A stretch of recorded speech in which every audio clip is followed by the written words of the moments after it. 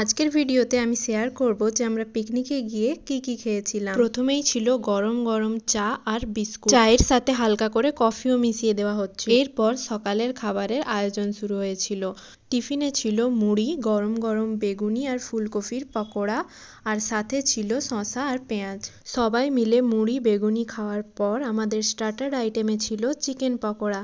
তো চিকেন পকোড়া খাওয়ার পর আমরা গিয়েছিলাম পার্কে একটু ঘুরতে, আর ততক্ষণে এদিকে হচ্ছিল দুপুরের রান্না বান্না। পার্কে ঘুরতে ঘুরতে দেখি একটা ফুচকার দোকান, তো ফুচকার দোকানে দাঁড়িয়ে কিন্তু আবার দুটো ফুচকাও খেয়ে নিয়েছিলাম। পার্কে ঘোরাঘুরির পর এসে বসে পড়েছিলাম দুপুরের খাবার খেতে। দুপুরে ছিল সালাড, ভাত, বাঁধাকপির তরকারি, চিকেন কষা, আর শেষে টমেটোর চাটনি, পাঁপড় ভাজা আর গুড়ের রসগোল্লা। এরপর বাকিরাও খেতে বসে পড়েছিল আর আমরা করছিলাম পরিবেশ, আর বাড়ি ফেরার সময় খেয়েছিলাম কোল্ড ড্রিঙ্ক। ভিডিওটা কেমন লাগলো অবশ্যই কমেন্টে জানিও। দেখা হচ্ছে পরের ভিডিওতে। টাটা।